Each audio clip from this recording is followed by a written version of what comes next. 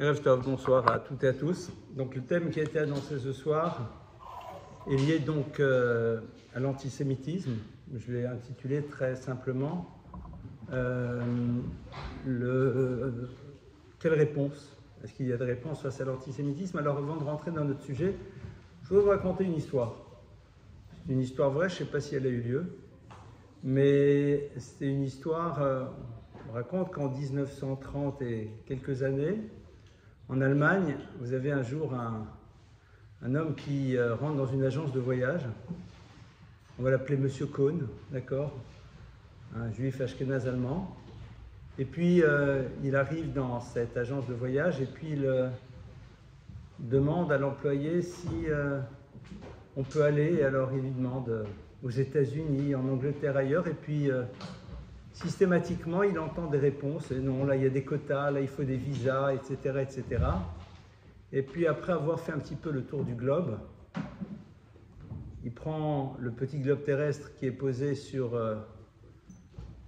le comptoir, le montre à l'employé et lui dit vous en auriez peut-être pas un autre. Au fond, cette histoire, elle est révélatrice un petit peu d'une problématique qui a toujours été celle du peuple juif. Et on va essayer ensemble ce soir, si vous le voulez bien, de voir qu'est-ce que nos textes ont à nous dire sur, il y a à la fois ce que l'on appelle l'antisémitisme, est-ce qu'il y a une notion de réponse par rapport à cela? Et évidemment, le lieu d'entrée va être d'abord de définir c'est quoi l'univers de l'antisémitisme. Traduit d'une manière différente, quels sont les cadres dans lesquels on va retrouver cette opposition à ce que j'appellerai pour l'instant le peuple juif. Évidemment, ces cadres-là sont les cadres de ce qu'on appelle la galoute, c'est-à-dire le cadre de l'exil. Lorsque l'on se retrouve à l'extérieur de la terre d'Israël, c'est là où en effet nous allons être confrontés de manière récurrente à ce que l'on va appeler l'antisémitisme.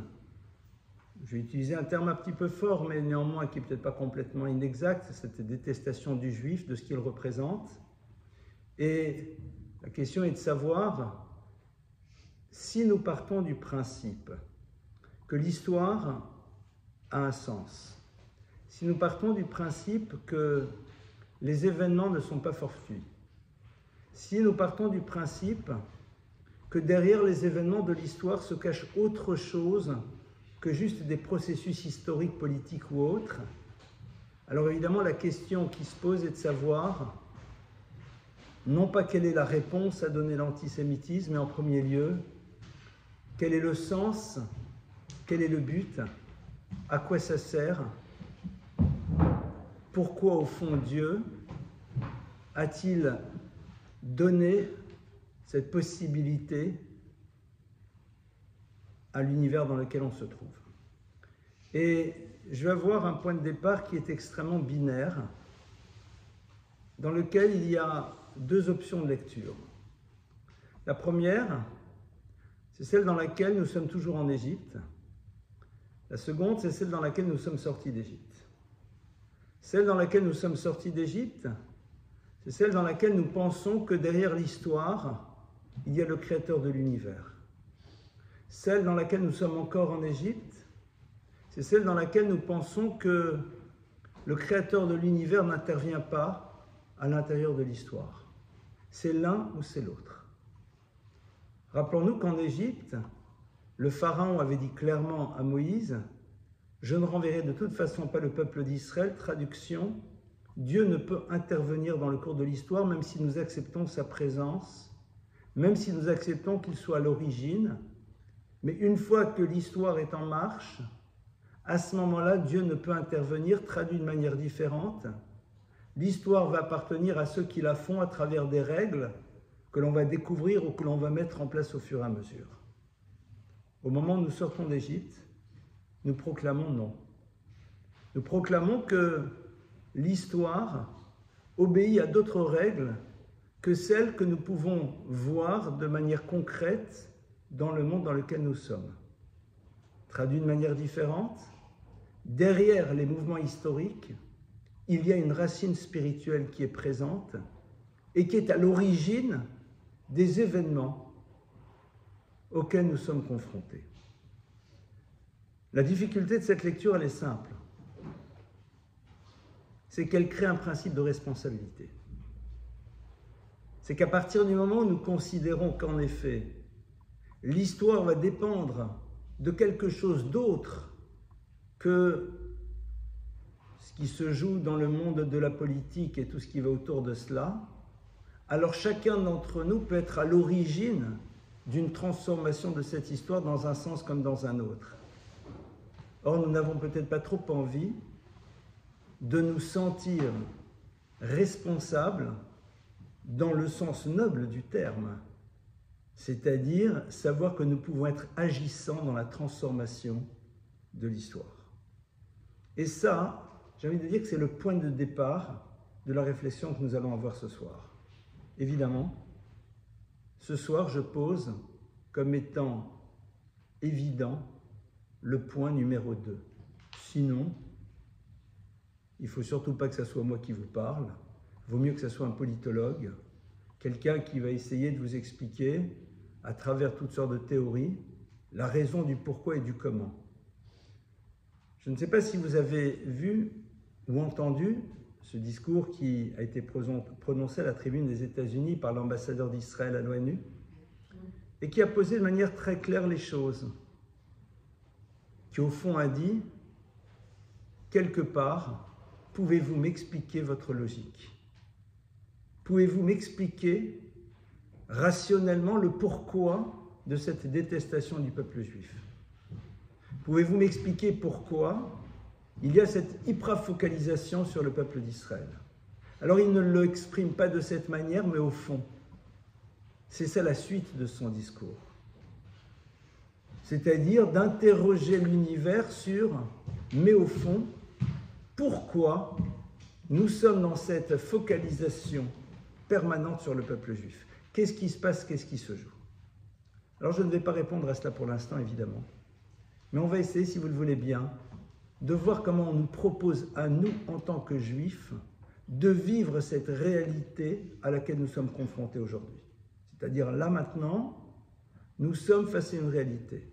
Cette réalité, c'est ce que nous vivons au quotidien, celle qui est en train d'émerger de manière de plus en plus forte et de plus en plus puissante dans tous les milieux. Et donc, la question est de savoir, non pas le pourquoi, même si on va y revenir dans quelques instants, mais en premier lieu, qu'est-ce que l'on en fait? Et à partir de cela, pourquoi nous y sommes confrontés, nous, maintenant? Il y a un verset qui dit la chose suivante.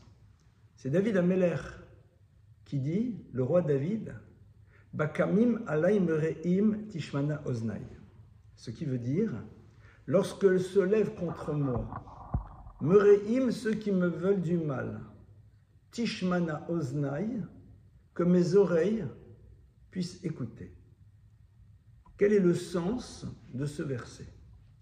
Au-delà de la question évidente au niveau de la construction de la phrase, qu'a-t-il besoin de préciser que ce sont les oreilles qui vont écouter?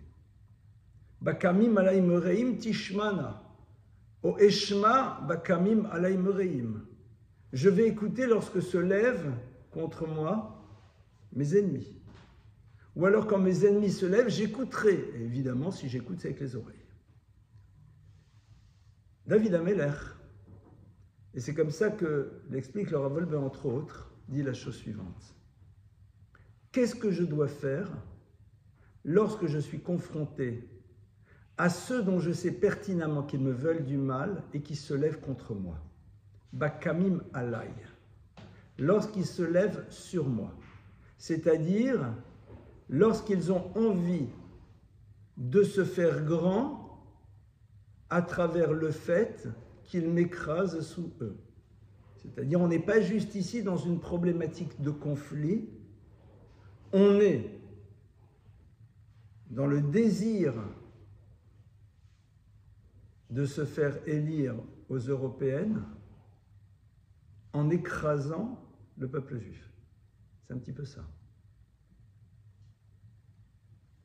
Qu'est-ce qu'il dit David Ameller? Tishmana Oznai, je dois écouter. Ça veut dire quoi, je dois écouter? Écouter quoi? Écouter ce qu'on est en train de me dire à travers ce à quoi je suis confronté. Mais écouter avec les oreilles. Et vous le savez, c'est une idée qu'on avait une fois développée ensemble dans un cours. L'oreille, c'est l'organe qui n'est là que pour recevoir et ne peut pas émettre. Donc dans une écoute pleine et entière. Une écoute qui, si elle est véritablement pleine et entière, m'amènera à ce que l'on appelle la notion de ozen, c'est-à-dire de izoun. Et izoun, c'est quoi? C'est la racine du mot ozen, et izoun, c'est l'équilibre. C'est pas pour rien que nos maîtres font remarquer que l'univers de l'équilibre se situe dans l'oreille, et on sait que c'est en effet dans l'oreille interne que se situe l'élément qui est à l'origine de l'équilibre. Mais ça veut dire quoi? Équilibrer, c'est-à-dire faire en telle sorte que chaque élément soit à sa place pour savoir comment le penser, comment le gérer. Bakami malay mereim tishmana oznai, David Ameller. David nous dit, lorsque nous sommes confrontés à ceux dont nous savons pertinemment que le désir est avant tout de nous faire du mal, et qui savent pertinemment qu'ils vont en effet se faire grands dans l'univers à travers leur opposition au peuple juif. Et c'est un texte du Talmud qui nous dit qu'en effet, si tu as envie d'avoir une place dans le monde, alors oppose-toi au peuple juif. Je ne sais pas quel est l'abruti qui a dit récemment une phrase très juste, que nos ennemis aujourd'hui ont une chance, c'est que si on parle d'eux, c'est qu'ils sont opposés à des juifs. Parce que si ce n'était pas des juifs qui étaient contre nos ennemis actuels, si ce n'était pas contre des juifs, personne ne parlerait d'eux, et vous le voyez bien dans le monde. Le gars, il est abruti, mais il a dit quelque chose qui est vrai. Ce que nos maîtres disent dans le Talmud, dans un midrash. Tu as envie d'être roche, tu as envie d'être à la tête, tu as envie d'être celui dont on parle, alors bats-toi contre le peuple juif. Il y aura une suite. Tishmana oznai. Que mes oreilles écoutent, c'est-à-dire que l'on soit capable de comprendre que l'on ne pourra vivre de manière équilibrée cette problématique que dans la mesure où on est prêt à entendre ce qu'on est en train de nous dire. Parce que c'est quoi au fond le vrai problème qu'on a aujourd'hui dans la confrontation à l'antisémitisme? C'est la manière déséquilibrée dont nous sommes en train de vivre. C'est le fait que nous ne sommes pas à la bonne distance pour nous dire mais au fond qu'est-ce qu'on doit faire et comment on doit penser les choses. Or ce qui est important c'est justement cette notion de izoun. Cette notion d'équilibre, c'est-à-dire de savoir rester équilibré dans la confrontation à une situation pareille. C'est-à-dire d'être capable de penser les choses avec sa tête et non pas avec ses émotions. Qu'est-ce que David Ameller dit? Tishmana oznai, que j'écoute ce qu'ils sont en train de dire. Pourtant, les ennemis, a priori, ils ne disent pas, ils agissent. Pas du tout. David Ameller dit en vérité, quand tes ennemis se lèvent contre toi, entends la parole qu'ils prononcent pour justifier ce qu'ils te font. Parce que nous sommes dans un monde dans lequel, si on n'est pas capable de justifier la raison pour laquelle on fait la guerre, alors quelque part, on est en difficulté. David Ameller dit, dans la confrontation que tu vas avoir à tes ennemis, sois à l'écoute de l'argumentaire qu'ils amènent, et on va essayer de comprendre pourquoi il faut être à l'écoute de l'argumentaire qu'ils amènent. Quels sont les arguments qui sont aujourd'hui donnés face au peuple juif? Quels sont ces arguments et pourquoi j'ai besoin de les entendre? Alors si on réfléchit un instant, ces arguments sont faux. On nous accuse de choses complètement inexactes, mais qui sont basées sur des faits que l'on peut comprendre de telle et telle manière. On est d'accord? On dit des choses. On parle en effet de colonisation, on parle de plein de choses. Mais on en oublie d'autres. Mais surtout, c'est quoi? C'est que On est dans une monolecture et on n'envisage pas une autre lecture des situations si ce n'est celle qui nous arrange. Le monde des médias est dans la lecture qui l'intéresse des événements auxquels il est confronté. Dit David Ameller, écoute, et à partir de là, interroge-toi. Et toi, peuple juif, est-ce que tu ne fonctionnes pas de la même manière à l'intérieur de ton peuple? David Ameller est en train de nous dire quelque chose de bouleversant. C'est que la confrontation que nous avons à l'antisémitisme est là pour nous amener à réfléchir sur les arguments qu'ils amènent et essayer de voir dans quelle mesure nous ne les faisons pas exister, nous aussi, dans notre peuple, les uns contre les autres. Or, si vous regardez, si vous observez un instant, c'est quoi les éléments qui nous bouleversent le plus? C'est lorsque les médias, quels qu'ils soient, les collègues, celles et ceux que l'on rencontre, ont une présentation complètement tronquée d'éléments ou alors refusent d'en avoir une autre lecture que celle qui les arrange. David Ameller dit, être juif, c'est se dire, et moi, dans ma propre histoire, est-ce que je ne fonctionne pas de la même manière? C'était quoi l'introduction de notre réflexion? L'introduction de notre réflexion, c'était de se dire l'antisémitisme, il existe dans l'univers de la galoute, dans l'univers de l'exil. Le premier exil, c'est l'exil de l'Égypte. Sortir d'Égypte, sortir d'exil, c'est décider que la parole du Pharaon n'est plus vraie. La parole du Pharaon, c'est celle qui dit « Dieu n'intervient pas dans le cours de l'histoire, traduction, vos actions, quelles qu'elles soient, n'auront aucun impact dans le déroulement de l'histoire. Celle-ci obéira à d'autres règles qui sont les règles politiques, militaires, économiques. Sortir d'Égypte, c'est dire c'est faux. Toute l'histoire du peuple juif s'organise autour du fait qu'il sait pertinemment que tout dépend de la racine spirituelle des choses. Et que la racine spirituelle génère des mouvements à l'intérieur de l'univers qui eux-mêmes doivent nous amener à réfléchir sur ce qu'est la racine. Si aujourd'hui, le problème de l'antisémitisme est lié à cela, à cette lecture inexacte, à cette lecture à charge, à cette incapacité d'ouvrir une autre hypothèse de lecture, à rechercher avant tout ce qui va renforcer la pensée préexistante que j'ai par rapport à un sujet, alors la question que la Torah me demande de me poser, c'est de savoir si moi, dans mon système au quotidien, à l'intérieur du peuple juif, je ne fonctionne pas de la même manière. Pas simple à entendre. C'est David Ameller. Et ça, en effet, c'est sans doute la chose la plus difficile à entendre. Parce que cela n'enlève en rien la responsabilité de ceux qui nous font du mal, mais ça nous amène à réfléchir sur ce que nous allons faire des événements auxquels nous sommes confrontés. Et vous vous rappelez de cet enseignement qu'on a vu souvent ensemble. On a vu qu'il y a cette discussion entre Shammai et Hillel pendant 2 ans et demi pour savoir s'il était bon pour l'humain d'avoir été créé ou pas. Et au bout de 2 ans et demi, ils arrivent à la conclusion, ils disent « Yoter tov haya shelo nivra » valait mieux ne pas être créé. Mais ils continuent, ils disent « Aval arshav shenivra yupashpesh b'maasav » Mais il dit « Mais maintenant qu'on a été créé, qu'est-ce qu'on fait?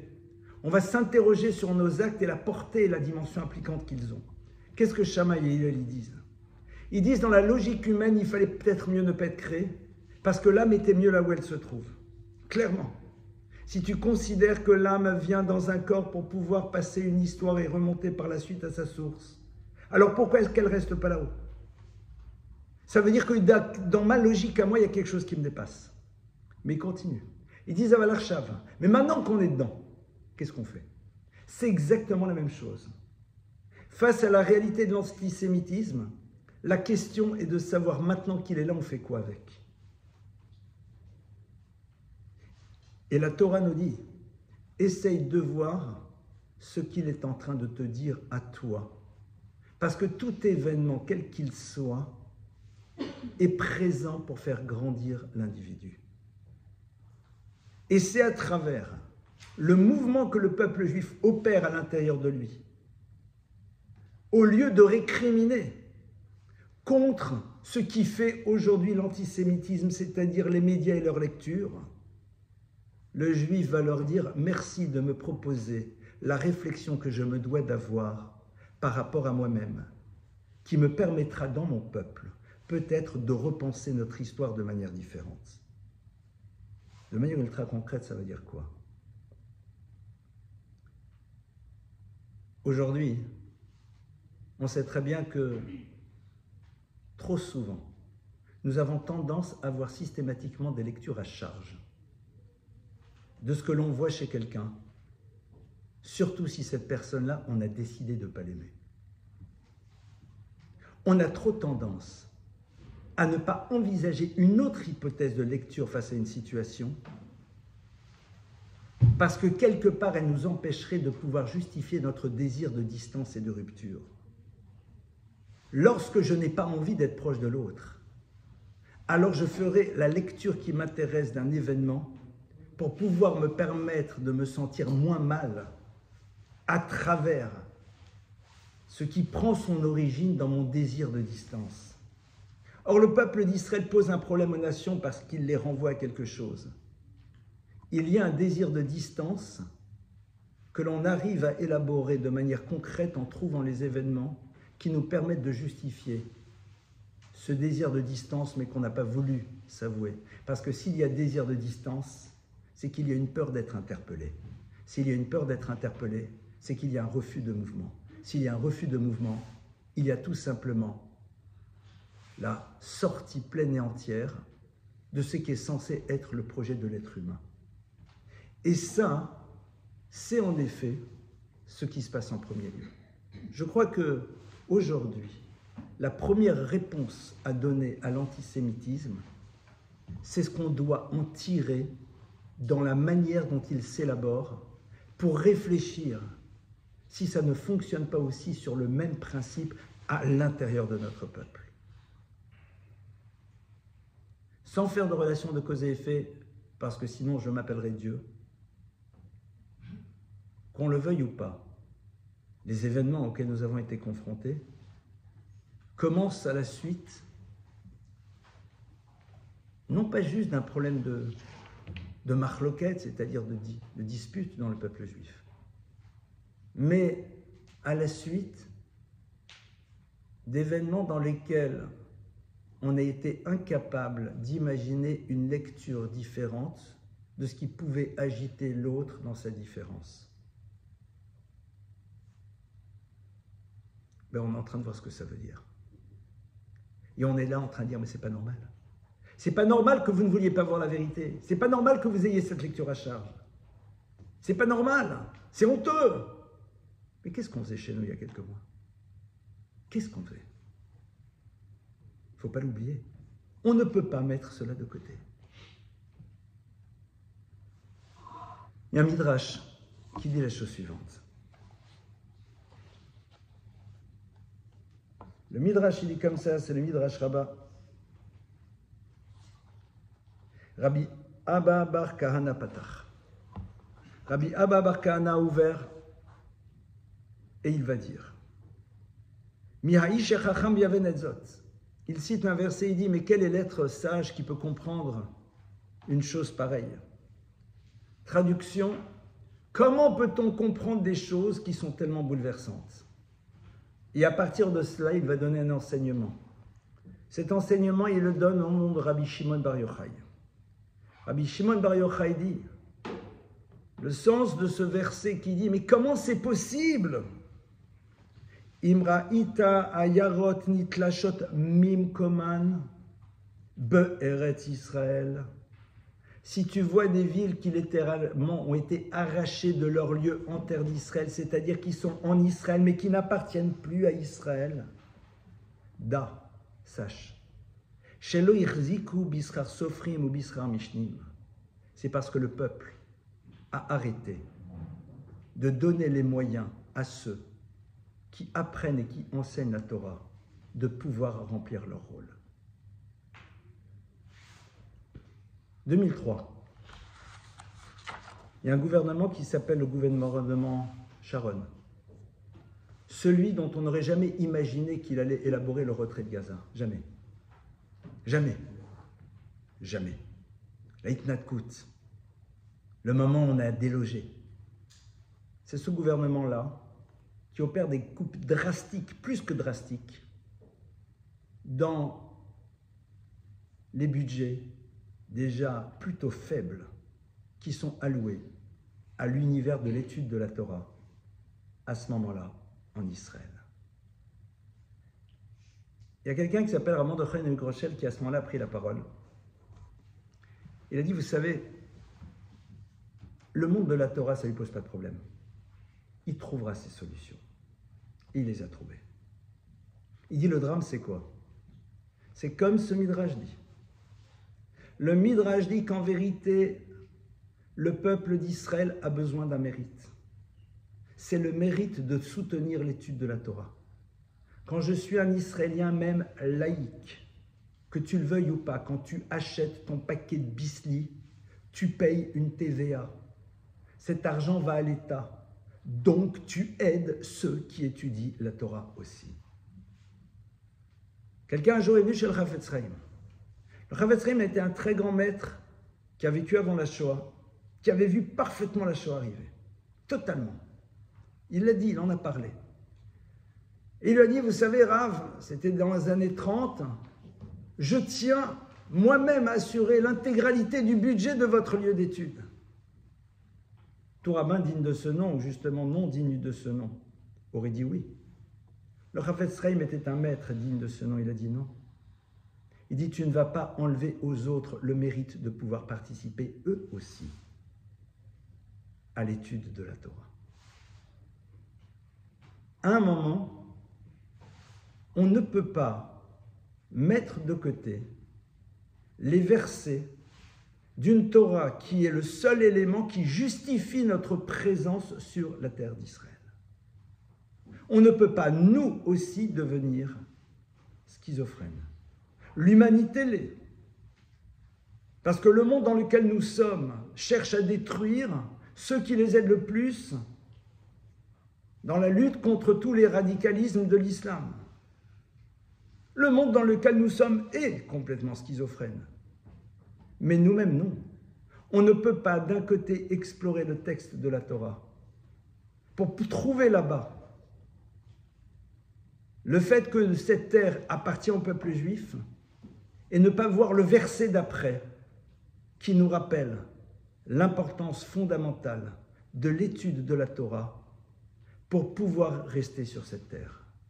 On ne peut pas choisir les midrashim, on ne peut pas choisir et sélectionner les textes et mettre ceux qui, quelque part, nous interpellent sur le côté. C'est pas possible. C'est pas simple à entendre. Dans un monde qui nous a biberonnés à fonctionner suivant une logique, alors qu'il nous prouve au quotidien que nous ne sommes pas dans la logique. Il va juste falloir un moment qu'on arrive à faire le job dans la tête. Non mais je vous explique, non, c'est pas possible. Alors si c'est pas possible, pourquoi 9 réunions du Conseil de sécurité contre Israël et 0 contre la Syrie, contre les Ouïghours, contre ce que vous voulez? Expliquez-moi pourquoi. Alors c'est pas logique. Mais non, arrêtez. D'accord. Ah donc c'est la logique. Alors explique-moi l'histoire. Alors juste, non mais je vous explique. Qu'est-ce que tu expliques? Quoi? De quelle manière?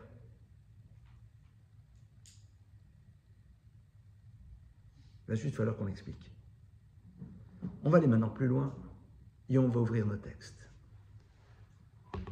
Quand Yaakov Avinu, quand Yaakov notre ancêtre, va et se confronter à la première fois où il y a la peur de ce que va être l'antisémitisme, c'est-à-dire la rencontre avec Esav, avec son frère, qui en effet veut le détruire. Eh bien, Yaakov lui dit, Vayehili shor vachamor. Yaakov lui dit, Vayehili, sache mon cher frère Esav, qui représente le monde occidental, j'ai eu Shor vachamor, un bœuf, un taureau, et un âne. 2 lectures là-bas. Tout d'abord, qu'est-ce qu'il lui raconte ce truc-là? Qu'est-ce qu'il s'en moque, Esav? Il arrive à la rencontre de son frère qui veut a priori le tuer. Et il dit, au fait, Esav, tu sais, j'ai un taureau et j'ai un âne. Un taureau et un âne, ça fait pas beaucoup, surtout qu'il en a beaucoup plus. Non, on dit, non, mais un taureau, c'est D. Un âne, c'est D. 2 lectures, totalement complémentaires. La première lecture, c'est Vaili que Sheit Chabrul et Atashor Vachamor. Combien sera difficile le moment où, dans la fin de l'histoire, vont s'associer le taureau et l'âne. Shor Vachamor, disent nos maîtres, Shor, c'est le monde occidental. Chamor, l'âne, pas dans le sens l'âne, âne batté, hein, c'est une autre lecture, c'est Ismaël. Vaïdi, combien sera difficile le moment où les deux vont s'associer ensemble. Le moment où les deux vont se retrouver ensemble associés. Disent nos maîtres, l'association des deux va créer quoi? Elle va créer quelque chose de pire. Quand vous prenez le mot shor, qui est le taureau, quand vous prenez le mot chamor, qui veut dire l'âne, que vous prenez les lettres centrales de ces deux mots, vous avez la lettre vav du mot shor et la lettre mem et vav de chamor. Mem vav, 46, vav 6, 46 et 6, 52 valeurs numériques d'un mot, qui est le mot kelev.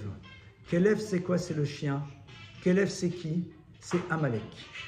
Amalek, qui est en effet l'ennemi que le peuple d'Israël va retrouver à la fin de l'histoire. Et Amalek, c'est qui? Amalek, c'est le peuple qui va contre le peuple juif, qui sait qu'il va perdre, mais qui, dans sa haine, cherche à tout faire malgré tout pour l'atteindre. C'est ceux qui savent parfaitement qu'ils vont à leur perte, mais qui malgré tout font tout pour pouvoir attaquer le peuple juif. On a ici donc Shor Vachamor. On a ici donc le bœuf et l'âne, mais je vous rappelle que dans la Torah aussi, et comme ça explique nos maîtres, Vayihili, dit Yaakov, mais j'ai moi aussi de mon côté, face à ce Shor et à ce Chamor de Touma, face en effet à ceux qui représentent ces deux ennemis irréductibles du peuple d'Israël qui vont s'associer à un moment. Regardez aujourd'hui ce qui est en train de se passer. C'est complètement fou. C'est-à-dire combien ce monde occidental dont on pensait qu'il allait être à nos côtés, au moins ne serait-ce qu'à travers les États-Unis, est en train de tout faire pour nous amener là où il désire, en s'associant avec ceux qui sont complètement contraires à leur vision du monde, officiellement. Mais il y a un point qui les relie, c'est le peuple juif. Mais de l'autre côté, il y a aussi Shor Vachamor. Shor, c'est quoi? Shor Nigdusha. Shor, c'est qui? C'est Yosef, c'est Joseph. Bechor Shoro Hadarlo Vekarnereem Karnav. Yosef est comparé au Shor, il est comparé au taureau. Et Chamor, c'est qui? Chamor, c'est Yissachar, Yissachar Chamor Gorem. Yissachar, qui est une des 12 tribus d'Israël, est comparé à l'âne. Et nous avons le troisième qui arrive, qui est ce personnage qui va être le seul avec Josué qui rentrera en Israël de tous les hommes qui ont fait la sortie d'Égypte, qui s'appelle Kalev ben Yefouné. Kalev ben Yefouné, Kalev, Kelev. Kalev, c'est son nom. Ce sont les mêmes lettres que le mot Kelev, qui veut dire le chien, c'est-à-dire celui qui s'oppose à Amalek. Et on va essayer de mieux comprendre les choses. On a d'un côté ce que l'on appelle Chamor Nikdusha, c'est-à-dire celui que l'on appelle le Chamor du côté sacré, saint, et de l'autre côté. Alors, on va voir, si vous le voulez bien, les particularités de ces trois personnages. Le premier, c'est Shor. Shor, c'est le bœuf, et c'est qui? C'est Yosef. Yosef, c'est quoi? C'est avant tout la notion de Kedusha, la notion de sainteté, de quelqu'un qui en effet a su résister à la femme de Potiphar, qui cherchait à le séduire alors que c'est un jeune homme de 17 ans, jeté seul en Égypte. Mais c'est quoi la kedusha de Yosef? C'est pas juste qu'il a résisté. Ce que Yosef fait, il est celui qui nous apprend que l'on ne se sert pas des prétextes d'une difficulté pour justifier un dysfonctionnement. Vous comprenez, c'est difficile. Vous comprenez, c'est compliqué. Je me sens mal, il faut que je fume un peu du tabac amélioré. C'est pas simple le Shabbat. Et puis kasher quand même, c'est un peu difficile. Yosef est celui qui a toutes les bonnes raisons pour justifier, à un moment, ne pas résister. Yosef est celui qui peut trouver dans son histoire personnelle tous les éléments qui peuvent expliquer la raison pour laquelle il ne se tiendra pas debout face à ses exigences et face à l'éthique qui doit être la sienne. Ça, c'est Yosef. Yosef est celui qui est capable d'être positionné clairement dans un univers qui s'est complètement perverti. Yosef, c'est celui qui non seulement est capable de faire cela, mais c'est celui qui, lorsqu'il deviendra vice-roi d'Égypte, n'aura qu'une préoccupation, c'est de faire en telle sorte que toute l'Égypte soit nourrie, c'est-à-dire celui qui va se préoccuper en premier lieu, comment aider les autres, alors que sous les ors du palais, il aurait pu avant tout penser à lui-même et les autres. On verra bien ce qui se passe. Yosef, il est celui donc qui va être capable de se battre et d'être contre, en effet, l'univers de Shor. L'univers du Shor, c'est-à-dire l'univers de celui qui, quelque part, existe à travers sa force, sa violence, celui qui, au fond, ne s'interroge pas sur ses actes, mais vit ce qu'il a envie de vivre. On a de l'autre côté Hamor. Et qui est le Hamor d'Ikdusha? C'est Issachar. Et disent nos maîtres qu'en effet, de la même manière que nous savons que l'âne représente entre autres Ismaël, l'âne représente aussi le monde de la Torah. Issachar, c'est la tribu de l'étude. Et disent nos maîtres, c'est cela dont on aura besoin lors de la confrontation avec Ismaël, lorsque nous serons présents sur notre terre. La force de l'étude de la Torah, qui en effet est l'expression de la foi réelle du peuple juif, qui ne se manifeste pas qu'à travers un rituel, mais à travers l'exploration de ce qui lui donne véritablement sa dimension élevée. Ça, c'est en effet le second élément. Le troisième, c'est quoi? C'est Kalev. Et Kalev, c'est quoi? C'est celui qui a su à un moment se taire, ne pas parler sur la terre d'Israël. C'est-à-dire celui qui n'a pas utilisé le langage pour détruire, ce que nous voyons parfaitement aujourd'hui à l'intérieur du système dans lequel on se trouve. Et ce sont ces trois choses sur lesquelles il y a un brit, sur lesquelles il y a une alliance. Parce que le texte nous dit qu'il y a brit mila, il y a l'alliance sur l'organe reproducteur masculin. Il y a le brit à Torah, il y a l'alliance avec la Torah. Et il y a brit à Lachon et l'alliance avec la bouche, avec la parole. C'est ces trois choses-là avec lesquelles Dieu a contracté une alliance avec le peuple d'Israël. Ce sont ces trois éléments-là qui sont présents. Et ce qui est très intéressant, c'est que à un moment, Abraham, lorsqu'il va se confronter à la prophétie de l'exil, le texte nous dit qu'il y a Rocher, qu'il y a une obscurité qui arrive. Fait remarquer le Gaon. Rocher, c'est trois lettres. Chet, Hamor, l'âne. Shin, Shor, le bœuf. Kaf, qu'élève le chien. Le Rocher, l'obscurité dans le monde. à laquelle Abraham est confronté, et devant lequel il y a Eima Chashecha, une forme d'anxiété immense qui le saisit.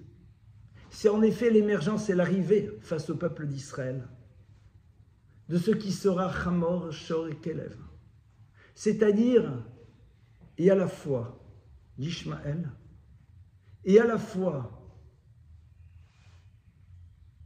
Esav, Édom, et Machane Ameshutaf, et l'élément qui les lie les deux ensemble, c'est la force de Amalek qui va passer à travers la parole destructrice. Aujourd'hui, au-delà des armes, ce qui est en train de nous mettre en danger, c'est la parole. Cette parole dans laquelle on condamne, cette parole dans laquelle on dénonce, cette parole mensongère, cette parole accusatrice, cette parole qui ne va que dans un sens. On a donc tous ces éléments qui sont présents. La question, elle est de savoir, à partir de là, comment nous, en tant que peuple juif aujourd'hui, on doit fonctionner par rapport à ces choses. Vous savez, quand j'ai décidé d'essayer de parler ce soir de quelle réponse face à l'antisémitisme, je me suis dit, est-ce que véritablement ce que j'aurais à dire est audible? C'est-à-dire, quels que soient les textes, quelle que soit la précision de ceci, est-ce que nous sommes prêts à être bouleversés et à en tirer des conclusions de manière ultra concrète par rapport à notre quotidien? Et c'est vrai que je voudrais encore essayer d'ouvrir quelques petites choses sur cela et vous lire un autre texte. Ce texte du Maharal. Aval Ikar Apirouche. Le Maharal dit, mais sache que l'essentiel du commentaire, le Maharal est en train de développer un commentaire sur tout un enseignement, qui Malchut Ishmael ou Malchut Paras Akol Malchut Echad. Il faut que tu saches que Yishmael, Ismaël et Paras, la Perse, l'Iran, c'est la même chose. Le Maharal commence son étude sur la base d'un texte dans le traité de Avodah Zarah qui nous dit qu'à la fin des temps, il y aura deux grandes civilisations, deux grands royaumes qui vont se confronter à Dieu. Le premier, c'est Rome, c'est l'Occident. Et le second, c'est Paras, la Perse. Et on est là et on se dit, mais c'est quoi la Perse? Qu'est-ce que vient faire la Perse? Et le Maharal, au XVIe siècle, est déjà en train de nous dire, sache, qui Malchut, Ishmael ou Malchut Paras, qu'en vérité, Ishmael et Paras, c'est la même chose. Qui Elu Arba Malchiot Emucholakim Banagata Menze Kemose. Et il dit, il faut que tu saches qu'en vérité, eh bien, il y aura les quatre grands royaumes, mais Paras, Malchut, Ishmael, Hem Malchut Echad. Sache que les deux sont la même chose, Ka'asher Anagotem ou Masem Shavim, car en effet, ils vont avoir le même type de comportement les deux ensemble. On va aller plus loin. La Torah nous dit que quand Esav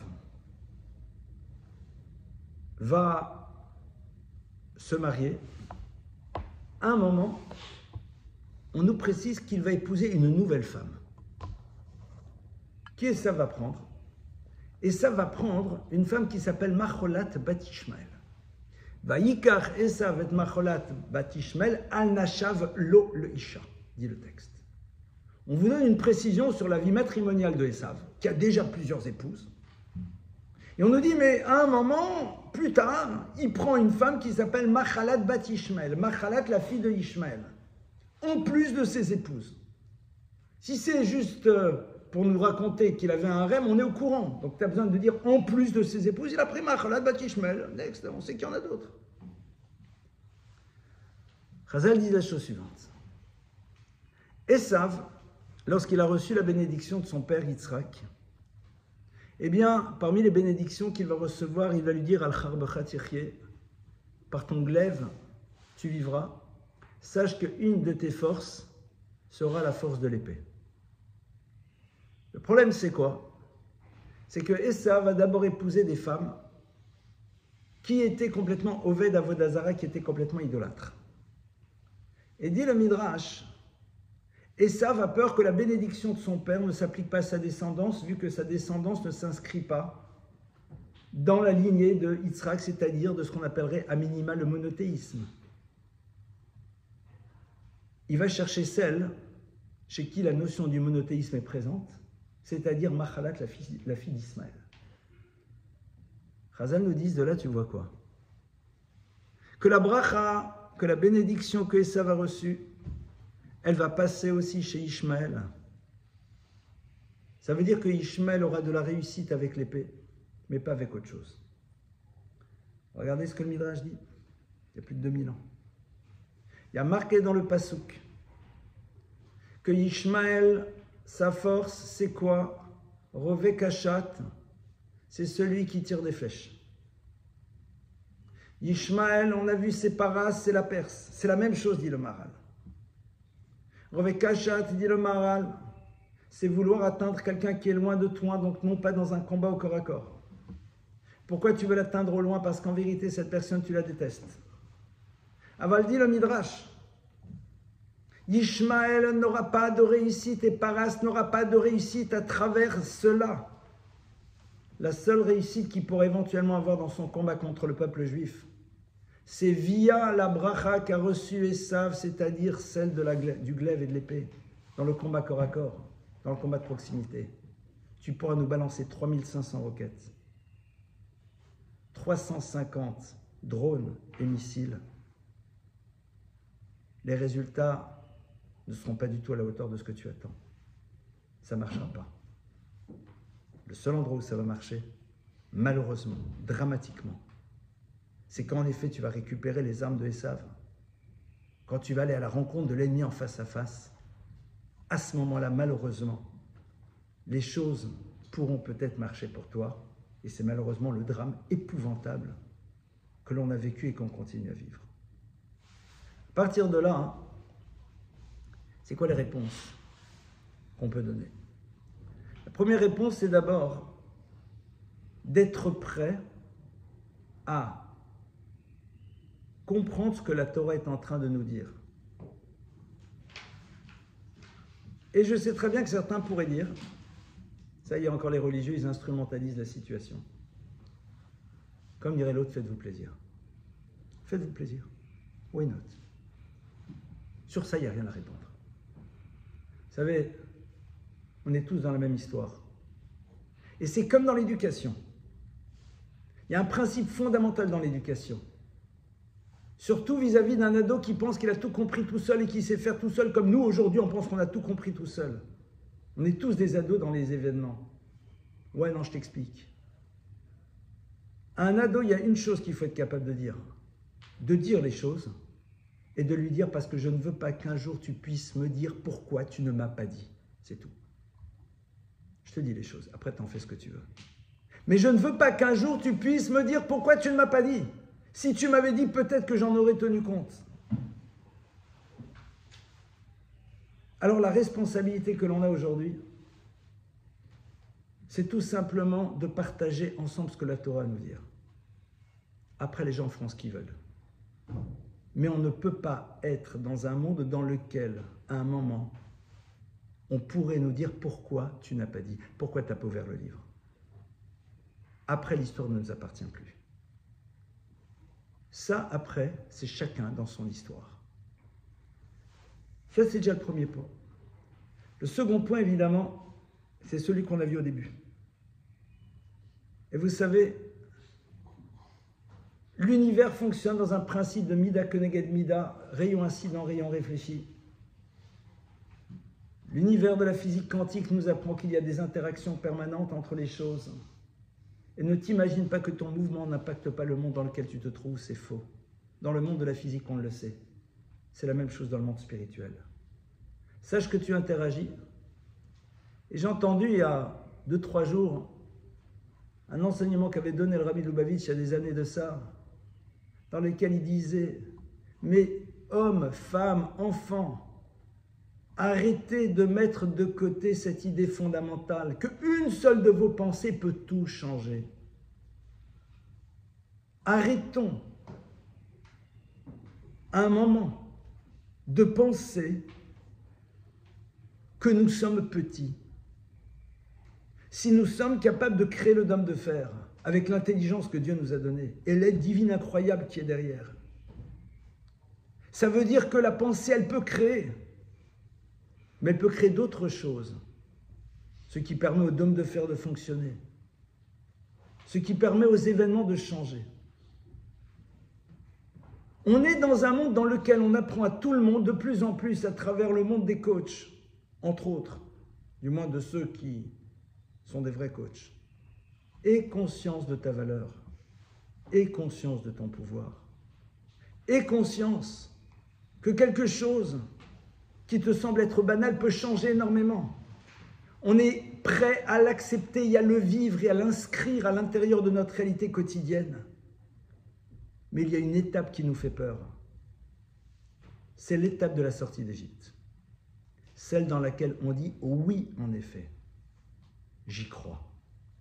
Et si j'ai une difficulté à y croire, alors je regarde mon histoire et elle me le montre de manière claire et évidente. Maintenant, quand Yaakov va à la rencontre de Esav, il se prépare à Doron et Tfila. Il va négocier. Il y a Milchama. Et il se prépare à la guerre. Évidemment. Parce que je dois manger, parce que je dois boire, parce que je dois dormir, parce que je suis dans un monde du réel. Mais Yaakov Avinu, il se prépare à la tfila. Et la tfila, elle est mise au même niveau pour bien montrer qu'en vérité, elle a autant d'impact que le reste. Yaakov est en train de dire sache, parce qu'on aurait pu dire, mais prie, Jacob, prie, laisse Dieu faire, il va gérer. Il est capable. Non.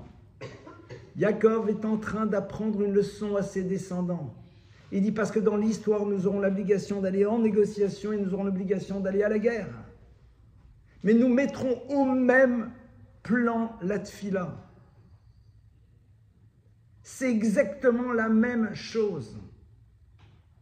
Si déjà dans notre tête, on avait conscience de ça, ô combien les choses seraient différentes. Et c'est là où, en effet, se joue l'enseignement peut-être qu'on doit être obligé de prendre aujourd'hui face aux événements auxquels nous sommes confrontés. Ce n'est pas simple, parce qu'en Égypte, on a été 210 ans, et 4/5 y restent. C'est-à-dire se désinscrire de ce que cette société a mis à l'intérieur de nous, c'est-à-dire que le judaïsme, c'est juste une religion. Et qu'éventuellement, tes actes vont t'amener peut-être la grâce dans le monde futur, si ça existe.